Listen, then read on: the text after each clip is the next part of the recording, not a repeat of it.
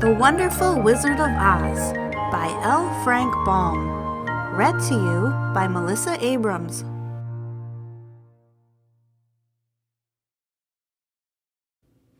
Chapter 7. The Journey to the Great Oz. They were obliged to camp out that night under a large tree in the forest, for there were no houses near.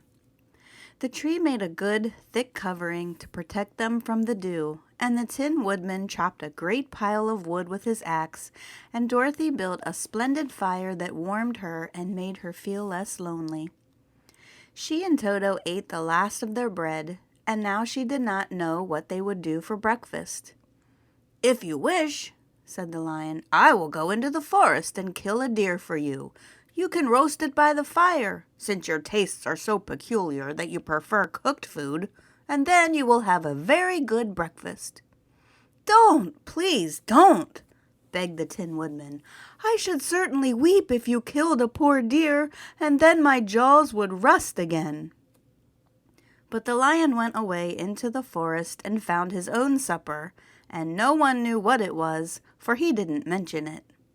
And the Scarecrow found a tree full of nuts and filled Dorothy's basket with them, so that she would not be hungry for a long time. She thought this was very kind and thoughtful of the Scarecrow, but she laughed heartily at the awkward way in which the poor creature picked up the nuts. His padded hands were so clumsy, and the nuts were so small, that he dropped almost as many as he put in the basket. But the Scarecrow did not mind how long it took him to fill the basket, for it enabled him to keep away from the fire, as he feared a spark might get into his straw and burn him up. So he kept a good distance away from the flames, and only came near to cover Dorothy with dry leaves when she lay down to sleep. These kept her very snug and warm, and she slept soundly until morning. When it was daylight, the girl bathed her face in a little rippling brook, and soon after they all started toward the Emerald City. This was to be an eventful day for the travelers. They had hardly been walking an hour when they saw before them a great ditch that crossed the road and divided the forest as far as they could see on either side. It was a very wide ditch, and when they crept up to the edge and looked into it, they could see it was also very deep, and there were many big, jagged rocks at the bottom. The sides were so steep that none of them could climb down, and for a moment it seemed that their journey must end. "What shall we do?" asked Dorothy despairingly. "I haven't the faintest idea," said the Tin Woodman. And the lion shook his shaggy mane and looked thoughtful. But the Scarecrow said, "We cannot fly, that is certain. Neither can we climb down into this great ditch. Therefore, if we cannot jump over it, we must stop where we are." "I think I could jump over it," said the Cowardly Lion, after measuring the distance carefully in his mind. "Then we are all right," answered the Scarecrow, "for you can carry us all over on your back one at a time." "Well, I'll try it," said the lion. "Who will go first?" "I will," declared the Scarecrow, "for if you found that you could not jump over the gulf, Dorothy would be killed, or the Tin Man badly dented on the rocks below. But if I am on your back, it will not matter so much, for the fall would not hurt me at all." "I am terribly afraid of falling myself," said the Cowardly Lion, "but I suppose there is nothing to do but try it.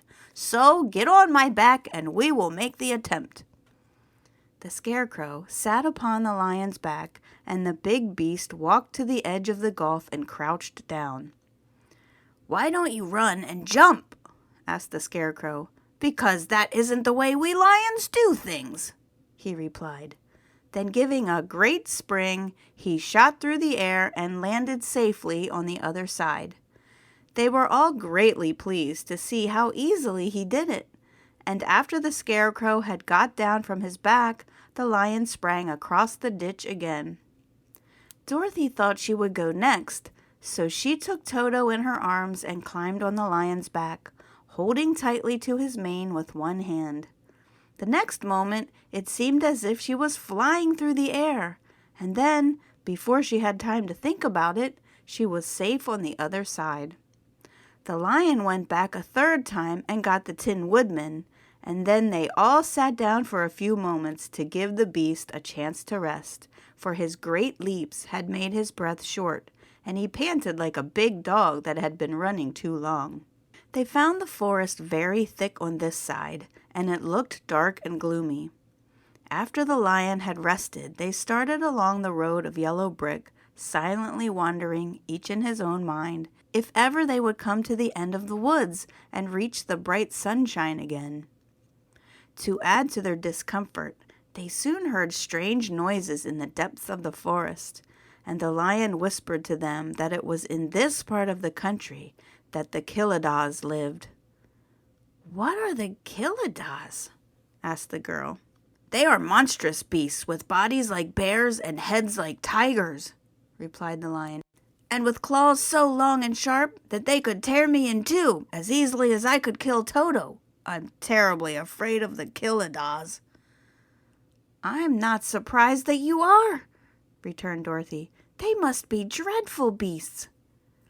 The lion was about to reply when suddenly they came to another gulf across the road, but this one was so broad and deep that the lion knew at once he could not leap across it.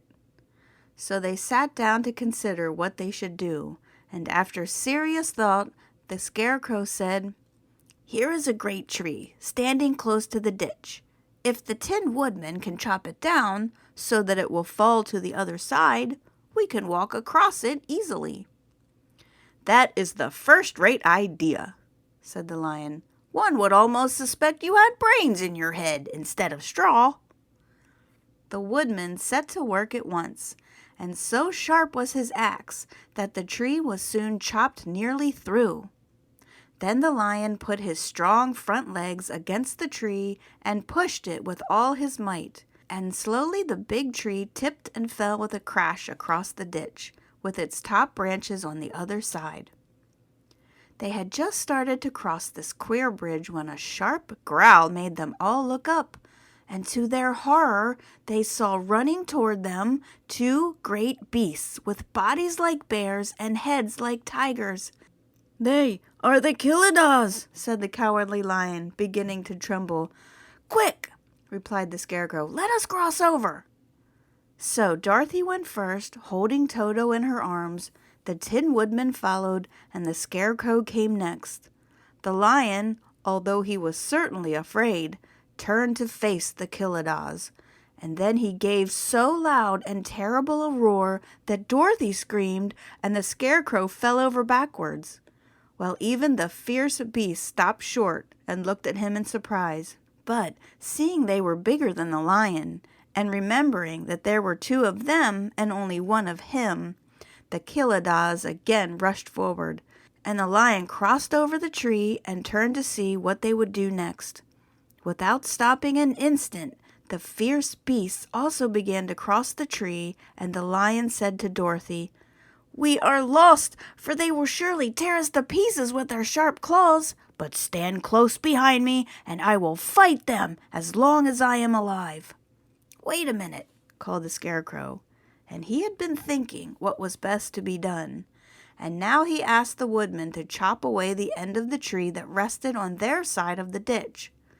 The Tin Woodman began to use his axe at once, and just as the two Killidaws were nearly across, the tree fell with a crash into the gulf, carrying the ugly, snarling brutes with it, and both were dashed to pieces on the sharp rocks at the bottom.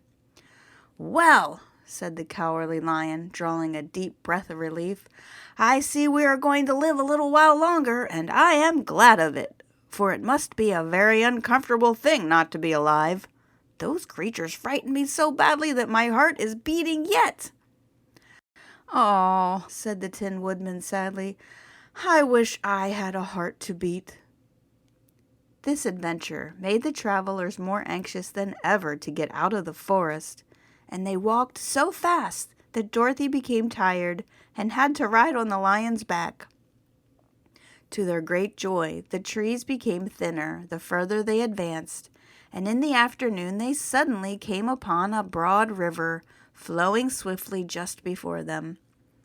On the other side of the water, they could see the road of yellow brick running through a beautiful country with green meadows dotted with bright flowers, and all the road bordered with trees hanging full of delicious fruits. They were greatly pleased to see this delightful country before them. "How shall we cross the river?" asked Dorothy.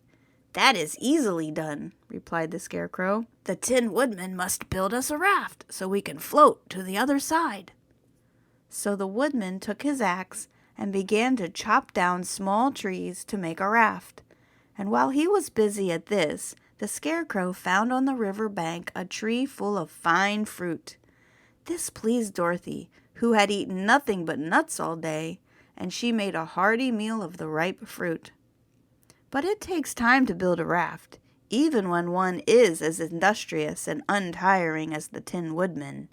And when night came, the work was not done.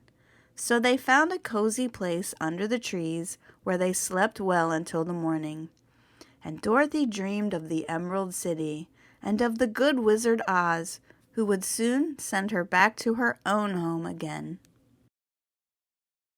Chapter 8. The Deadly Poppy Field.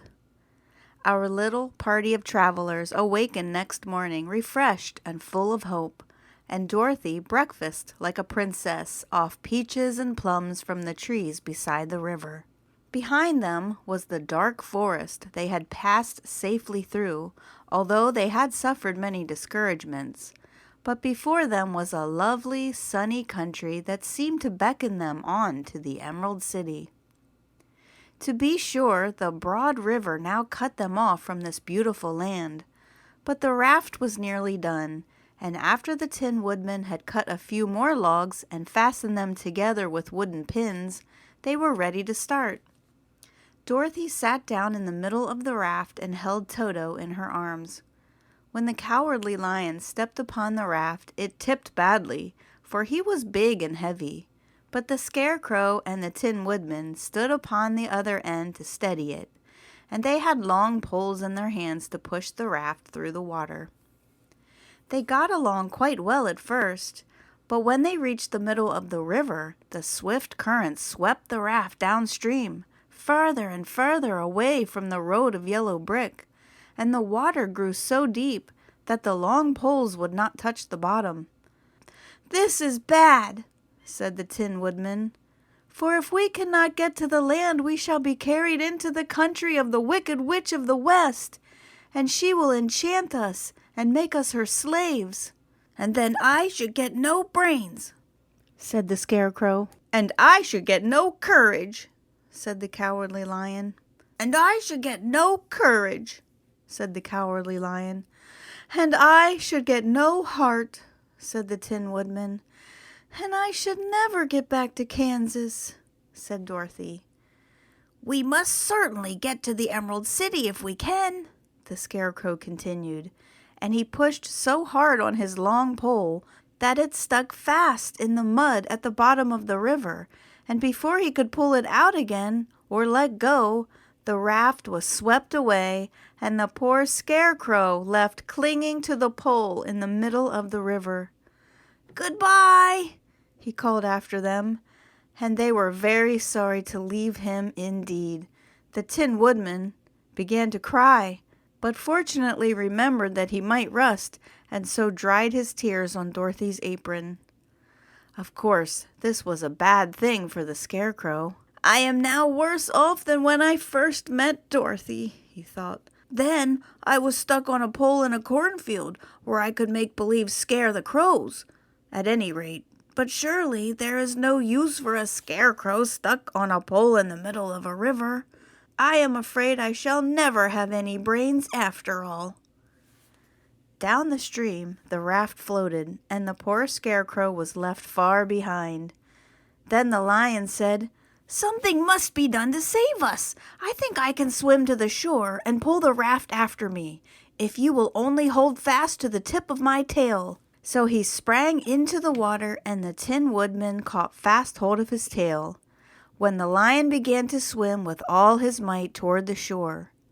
It was hard work, although he was so big, But by and by they were drawn out of the current, and then Dorothy took the Tin Woodman's long pole and helped push the raft to the land.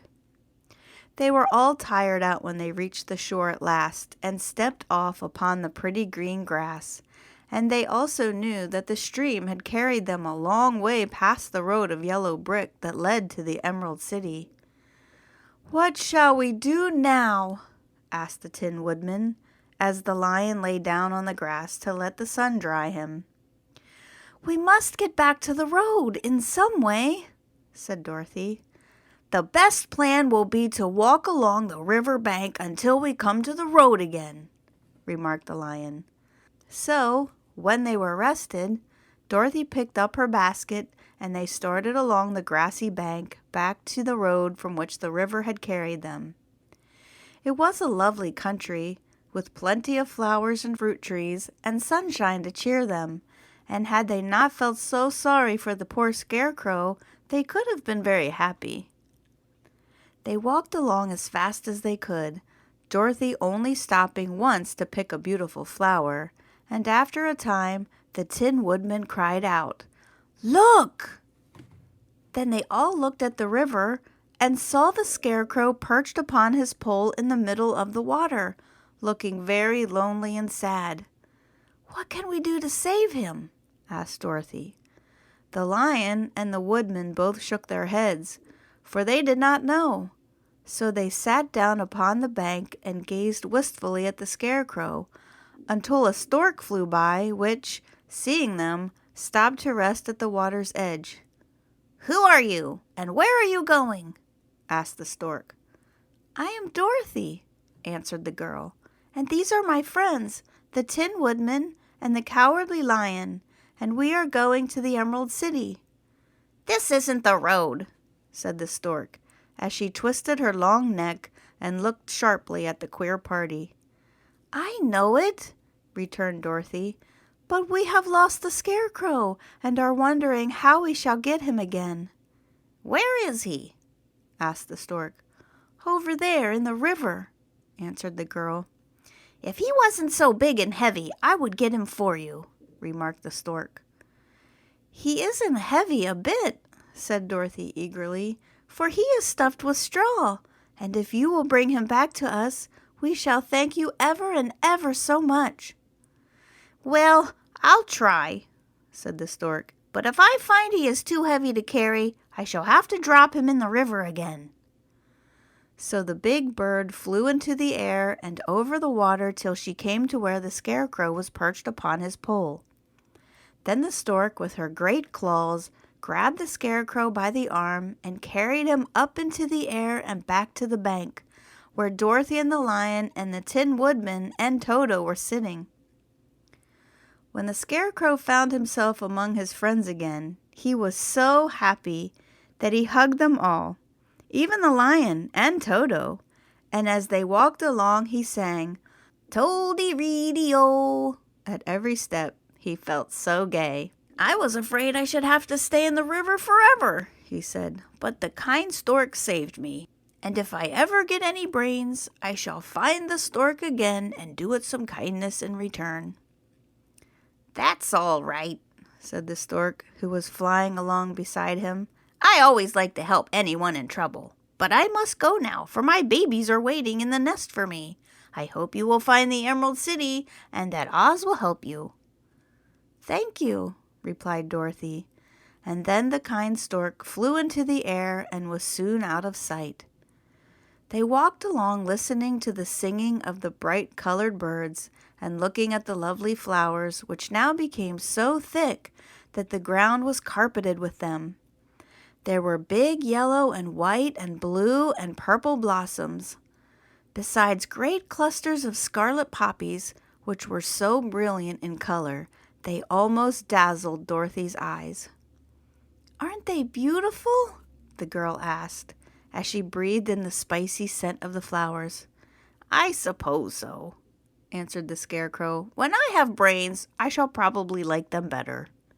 "If I only had a heart, I should love them," added the Tin Woodman. "I always did like flowers," said the lion. "They seem so helpless and frail, but there are none in the forest so bright as these."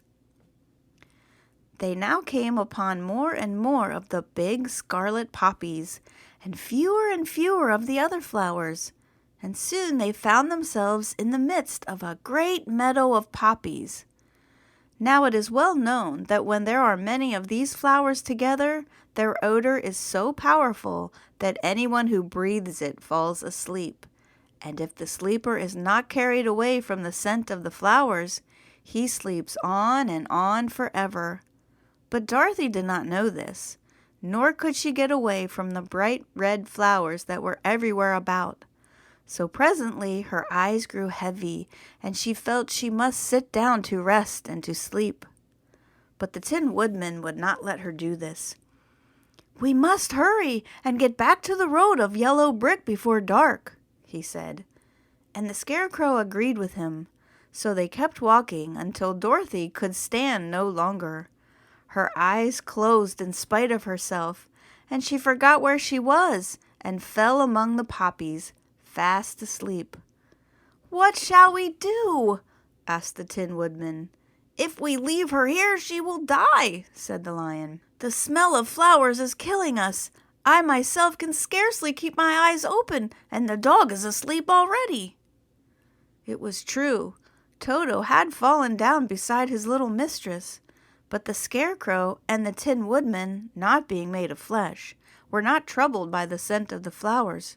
"Run fast," said the Scarecrow to the Lion, "and get out of this deadly flower bed as soon as you can. We will bring the little girl with us, but if you should fall asleep, you are too big to be carried." So the Lion aroused himself and bounded forward as fast as he could go. In a moment he was out of sight. "Let us make a chair with our hands and carry her," said the Scarecrow.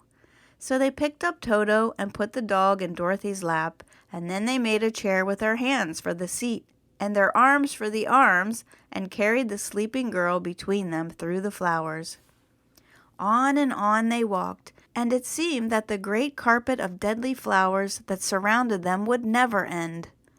They followed the bend of the river, and at last came upon their friend the Lion, lying fast asleep among the poppies. The flowers had been too strong for the huge beast, and he had given up at last, and fallen only a short distance from the end of the poppy bed, where the sweet grass spread in beautiful green fields before them. "We can do nothing for him," said the Tin Woodman sadly, "for he is much too heavy to lift.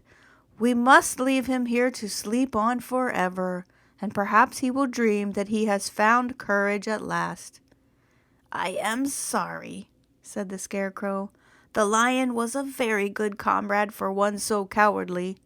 But let us go on." They carried the sleeping girl to a pretty spot beside the river, far enough from the poppy field to prevent her breathing any more of the poison of the flowers. And here they laid her gently on the soft grass and waited for the fresh breeze to waken her. Chapter 9. The Queen of the Field Mice. "We cannot be far from the road of yellow brick now," remarked the Scarecrow as he stood beside the girl, "for we have come nearly as far as the river carried us away." The Tin Woodman was about to reply when he heard a low growl, and turning his head, which worked beautifully on hinges, he saw a strange beast come bounding over the grass towards them. It was, indeed, a great yellow wildcat, and the woodman thought it must be chasing something, for its ears were lying close to its head, and its mouth was wide open, showing 2 rows of ugly teeth, while its red eyes glowed like balls of fire. As it came nearer, the Tin Woodman saw that running before the beast was a little gray field mouse, and although he had no heart, he knew it was wrong for the wildcat to try to kill such a pretty, harmless creature. So the woodman raised his axe, and as the wildcat ran by, he gave it a quick blow that cut the beast's head clean off from its body, and it rolled over at his feet in 2 pieces. The field mouse, now that it was freed from its enemy, stopped short, and coming slowly up to the woodman, it said, in a squeaky little voice, "Oh, thank you so much for saving my life." "Don't speak of it, I beg you," replied the woodman. "I have no heart, you know, so I am careful to help all those who may need a friend, even if it happens to be only a mouse." "Only a mouse?" cried the little animal indignantly. "Why, I am a queen, the queen of all the field mice." "Oh, indeed," said the woodman, making a bow. "Therefore you have done a great deed, as well as a brave one, in saving my life," added the queen. At that moment several mice were seen running up as fast as their little legs could carry them, and when they saw their queen they exclaimed, "Oh, your Majesty, we thought you would be killed. How did you manage to escape the great wildcat?" And they all bowed so low to the little queen that they almost stood upon their heads. "This funny little man," he answered, "killed the wildcat and saved my life, so hereafter you must all serve him and obey his slightest wish." "We will!" cried all the mice in a shrill chorus. And then they scampered in all directions, for Toto had awakened from his sleep, and seeing all these mice around him, he gave one bark of delight and jumped right into the middle of the group. Toto had always loved to chase mice when he lived in Kansas, and he saw no harm in it. But the Tin Woodman caught the dog in his arms and held him tight, while he called to the mice, "Come back! Come back! Toto shall not hurt you." At this, the queen of the mice stuck her head out of the clump of grass and asked in a timid voice, "Are you sure he will not bite us?" "I will not let him," said the woodman, "so do not be afraid." One by one, the mice came creeping back, and Toto did not bark again, although he tried to get out of the woodman's arms, and would have bitten him had he not known very well he was made of tin. Finally, one of the biggest mice spoke. "Is there anything we can do," it asked, "to repay you for saving the life of our queen?" "Nothing that I know of," answered the woodman. But the Scarecrow, who had been trying to think, but could not because his head was stuffed with straw, said quickly, "Oh, yes, you can save our friend, the Cowardly Lion, who is asleep in the poppy bed." "A lion?" cried the little queen. "Why, he would eat us all up." "Oh, no," declared the Scarecrow. "This lion is a coward." "Really?" asked the mouse. "He says so himself," answered the Scarecrow, "and he would never hurt anyone who is our friend. If you will help us to save him, I promise that he shall treat you all with kindness." "Very well," said the queen. "We will trust you, but what shall we do?" Are there many of these mice which call you queen and are willing to obey you?" "Oh, yes, there are thousands," she replied. "Then send for them all to come here as soon as possible, and let each one bring along a piece of string." The queen turned to the mice that attended her and told them to go at once and get all her people. As soon as they heard her orders, they ran away in every direction as fast as possible. "Now," said the Scarecrow to the Tin Woodman, "you must go to those trees by the riverside and make a truck that will carry the lion." So the woodman went at once to the trees and began to work, and he soon made a truck out of the limbs of trees, from which he chopped away all the leaves and branches. He fastened it together with wooden pegs and made the 4 wheels out of short pieces of big tree trunk. So fast and so well did he work that by the time the mice began to arrive, the truck was all ready for them. They came from all directions, and there were thousands of them, big mice and little mice and mid-sized mice, and each one brought a piece of string in its mouth. It was about this time that Dorothy woke from her long sleep and opened her eyes. She was greatly astonished to find herself lying upon the grass, with thousands of mice standing around and looking at her timidly.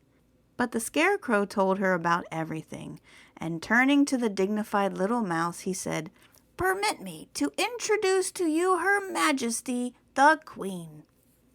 Dorothy nodded gravely, and the Queen made a curtsy, after which she became quite friendly with the little girl. The Scarecrow and the Woodman now began to fasten the mice to the truck, using the strings they had brought. One end of the string was tied around the neck of each mouse and the other end to the truck. Of course, the truck was 1,000 times bigger than any of the mice who were to draw it, but when all mice had been harnessed, they were able to pull it quite easily. Even the Scarecrow and the Tin Men could sit on it, and were drawn swiftly by their queer little horses to the place where the lion lay asleep. After a great deal of hard work, for the lion was heavy, they managed to get him up on the truck. Then the Queen hurriedly gave her people the order to start, for she feared if the mice stayed among the poppies too long, they also would fall asleep. At first the little creatures, many though they were, could hardly stir the heavily loaded truck, but the Woodman and the Scarecrow both pushed from behind, and they got along better. Soon they rolled the lion out of the poppy bed to the green fields, where he could breathe the sweet, fresh air again, instead of the poisonous scent of the flowers. Dorothy came to meet them, and thanked the little mice warmly for saving her companion from death. She had grown so fond of the big lion, she was glad he had been rescued. Then the mice were unharnessed from the truck and scampered away through the grass to their homes. The Queen of the Mice was the last to leave. "If you ever need us again," she said, "come out into the field and call, and we shall hear you and come to your assistance. Goodbye!" "Goodbye!" they all answered, and away the Queen ran, while Dorothy held Toto tightly, lest he should run after her and frighten her. After this, they sat down beside the lion until he should awaken, and the Scarecrow brought Dorothy some fruit from a tree nearby, which she ate for her dinner. Chapter 10. The Guardian of the Gates.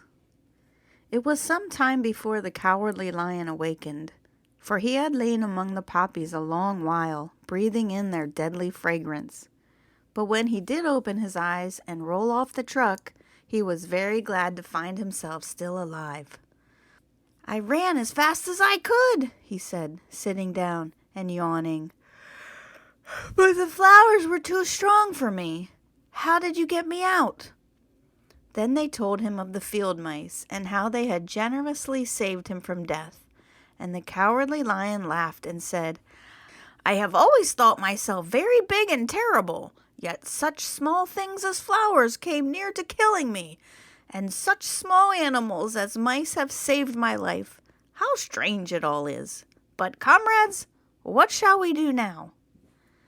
"We must journey on until we find the road of yellow brick again," said Dorothy, "and then we can keep on to the Emerald City." So the lion being fully refreshed, and feeling quite himself again, they all started upon the journey, greatly enjoying the walk through the soft, fresh grass, and it was not long before they reached the road of yellow brick, and turned again toward the Emerald City, where the great Oz dwelt. The road was smooth and well paved now, and the country about was beautiful, so that the travelers rejoiced in leaving the forest far behind, and with it the many dangers they had met in its gloomy shades. Once more they could see fences built beside the road, but these were painted green, and when they came to a small house in which a farmer evidently lived, that also was painted green. They passed by several of these houses during the afternoon, and sometimes people came to the doors and looked at them as if they would like to ask questions, but no one came near them nor spoke to them because of the great lion, of which they were much afraid. The people were all dressed in clothing of a lovely emerald green color and wore peaked hats like those of the Munchkins. "This must be the land of Oz," said Dorothy, "and we are surely getting near the Emerald City." "Yes," answered the Scarecrow, "everything is green here, while in the country of the Munchkins blue was the favorite color. but the people do not seem to be as friendly as the Munchkins, and I'm afraid we shall be unable to find a place to pass the night." "I should like something to eat besides fruit," said the girl, "and I'm sure Toto is nearly starved. Let us stop at the next house and talk to the people." So when they came to a good-sized farmhouse, Dorothy walked boldly up to the door and knocked. A woman opened it just far enough to look out and said, "What do you want, child, and why is that great lion with you?"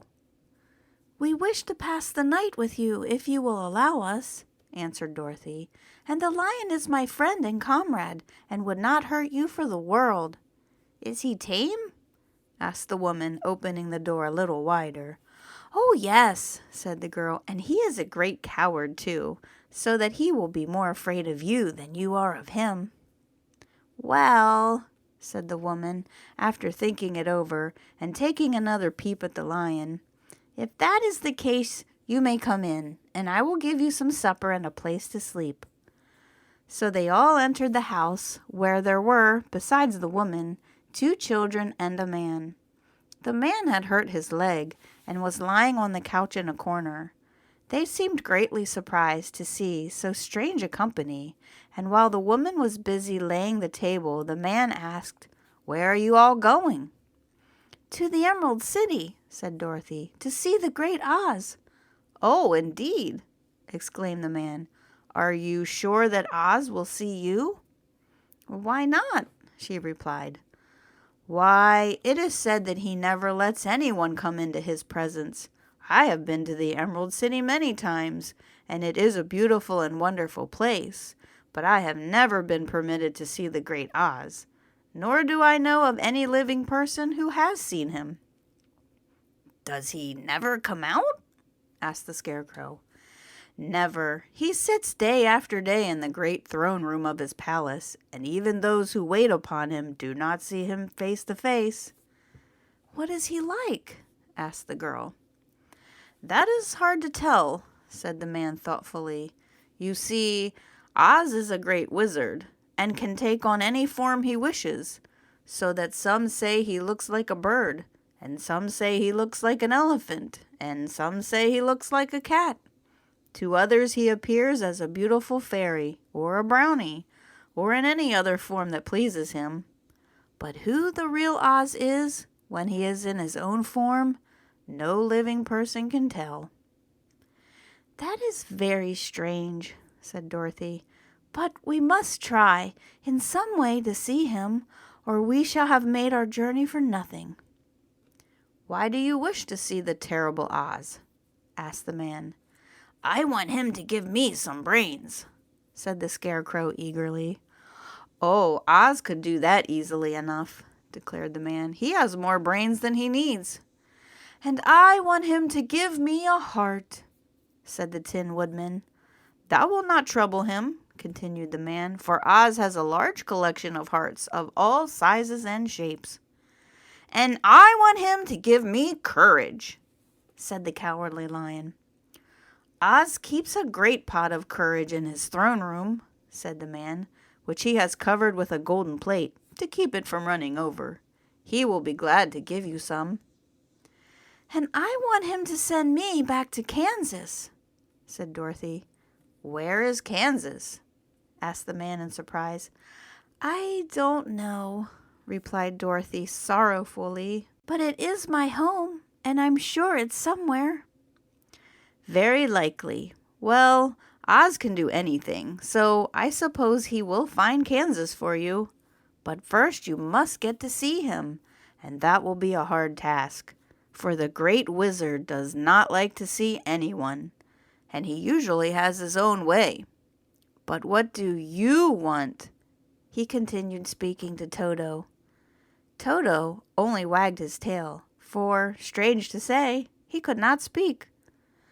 The woman now called to them that supper was ready, so they gathered around the table, and Dorothy ate some delicious porridge and a dish of scrambled eggs and a plate of nice white bread, and enjoyed her meal.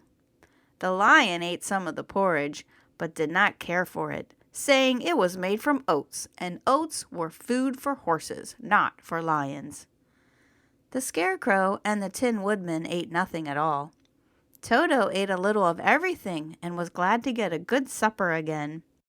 The woman now gave Dorothy a bed to sleep in, and Toto lay down beside her, while the lion guarded the door of her room so she might not be disturbed. The Scarecrow and the Tin Woodman stood up in a corner and kept quiet all night, although of course they could not sleep. The next morning, as soon as the sun was up, they started on their way and soon saw a beautiful green glow in the sky just before them. "That must be the Emerald City," said Dorothy. As they walked on, the green glow became brighter and brighter, and it seemed that at last they were nearing the end of their travels. Yet it was afternoon before they came to the great wall that surrounded the city. It was high and thick and a bright green color. In front of them, and at the end of the road of yellow brick, was a big gate, all studded with emeralds that glittered so in the sun that even the painted eyes of the Scarecrow were dazzled by their brilliancy. There was a bell beside the gate, and Dorothy pushed the button and heard a silvery tinkle sound within. Then the big gate swung slowly open, and they all passed through and found themselves in a high arched room, the walls of which glistened with countless emeralds. Before them stood a little man about the same size as the Munchkins. He was clothed all in green, from head to his feet, and even his skin was of a greenish tint. At his side was a large green box. When he saw Dorothy and her companions, the man asked, "What do you wish in the Emerald City?" "We came here to see the Great Oz," said Dorothy. The man was so surprised at this answer, and he sat down to think it over. "It has been many years since anyone asked me to see Oz," he said, shaking his head in perplexity. "He is powerful and terrible, and if you come on an idle or foolish errand to bother the wise reflections of the great wizard, he might be angry and destroy you all in an instant." "But it is not a foolish errand, nor an idle one," replied the Scarecrow. "It is important, and we have been told that Oz is a good wizard." "So he is," said the Green Man, "and he rules the Emerald City wisely and well. But to those who are not honest, or who approach him from curiosity, he is most terrible, and few have ever dared to ask to see his face. I am the guardian of the gates, and since you demand to see the Great Oz, I must take you to his palace. But first, you must put on the spectacles." "Why?" asked Dorothy. "Because if you did not wear spectacles, the brightness and glory of the Emerald City would blind you. Even those who live in the city must wear spectacles day and night. They are all locked on, for Oz so ordered it when the city was first built, and I have the only key that will unlock them." He opened the big box, and Dorothy saw that it was filled with spectacles of every size and shape. All of them had green glasses in them. The guardian of the gates found a pair that would just fit Dorothy and put them over her eyes. There were 2 golden bands fastened to them that passed around the back of her head, where they were locked together by a little key that was at the end of a chain the guardian of the gates wore around his neck. When they were on, Dorothy could not take them off, had she wished. But of course, she did not want to be blinded by the glare of the Emerald City, so she said nothing. Then the Green Man fitted spectacles for the Scarecrow and the Tin Woodman and the Lion and even on little Toto, and all were locked fast with the key. Then the guardian of the gates put on his own glasses and told them he was ready to show them to the palace. Taking a big golden key from a peg on the wall, he opened another gate, and they all followed him through the portal into the streets of the Emerald City.